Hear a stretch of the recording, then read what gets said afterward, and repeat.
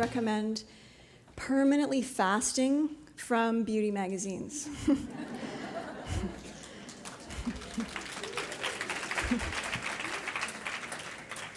I haven't seen one in like so long, years, over 20 years. But at the airport, I thought, well, I'm going to tell people to ditch them. So I should just check, see if it's cool, and if maybe they got better. So I checked Vogue, and it's as ridiculous as it always has been.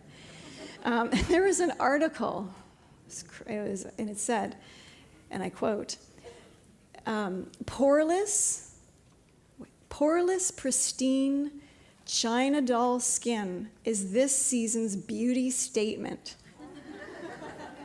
And the article had no way to achieve this except to apply it and buy it.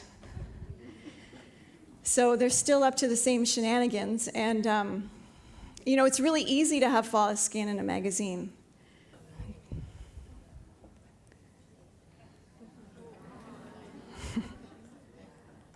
So part of this accumulation process literally physically happens in our bathrooms.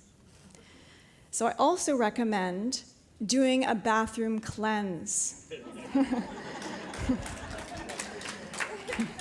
You want to get rid of the false promises, the poisonous promises, and the quick fix promises. The quick fix products, all of them, out the door.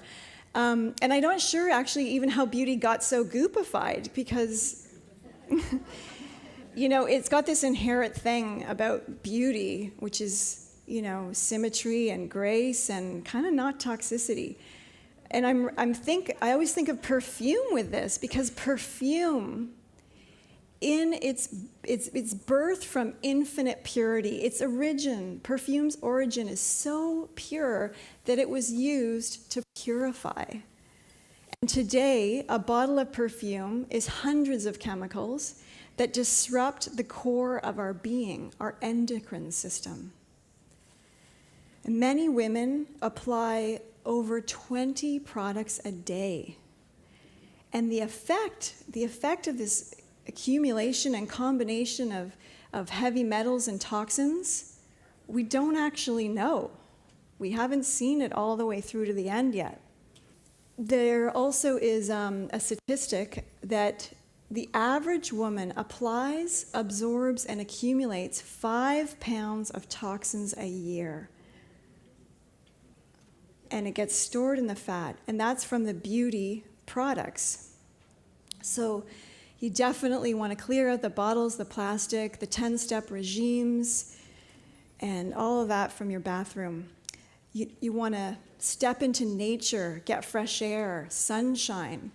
Add an aloe vera plant to your bathroom, and let these things be your beauty attendants.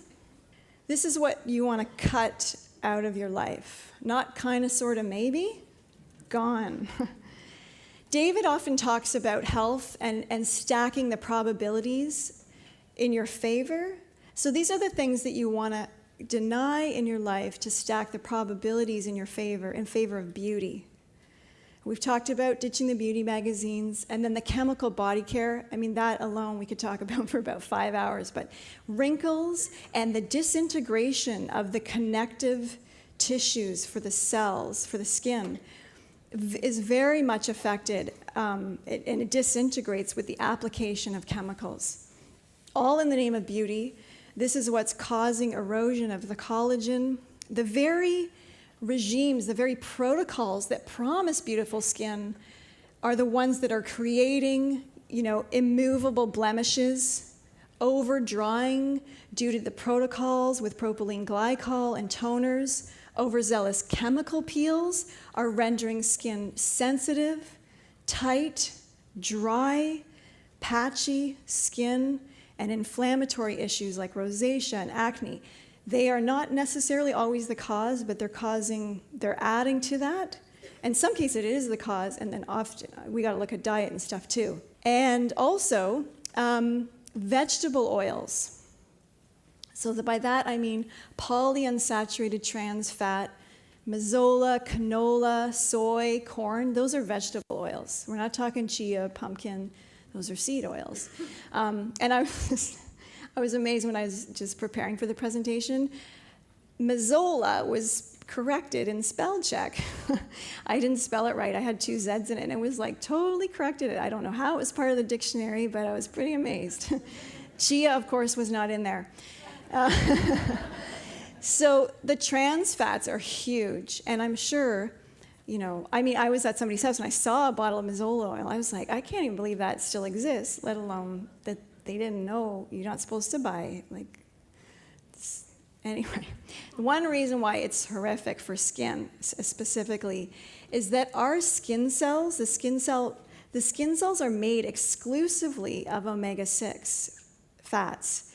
So if we ingest distorted, artificial, rancid omega-6 fats, they get absorbed into the skin cell.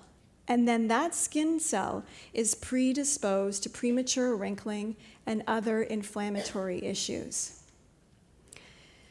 The other thing that you want to totally eliminate is sugar. And I'm not talking like complex polysaccharides that are found in medicinal mushrooms and goji berries.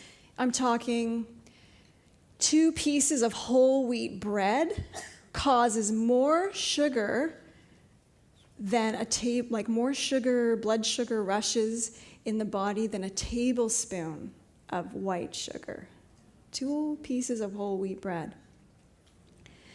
So a diet high in carbs and low in fat creates glycation, and glycation is when, to really simply put it, sugar molecules bond chemically with protein molecules, and that causes the cells to stiffen, and they get sticky, and they lose their flexibility. And that causes the blood sugar to rise. Then you've got increased insulin, which with that you can't move out glycation properly. Normal blood sugar levels can deal with a little bit of glycation. You've got the kidneys and the white blood cells coming in to clear that up. But otherwise, it's kind of a sticky mess. And it definitely creates aging before, the time that you want it. And of course, tap water. We've got to turn off the municipal tap water. It's a fountain of fluoride and chlorine, and we don't even really know what else, but I'm sure you've all heard of that there's hormones in there and pharmaceuticals, and all of this accumulates in your tissues. And tissues, the health of our tissue is really what, for beauty at this day and age, it's like the health of the skin is kind of, the indicator of age.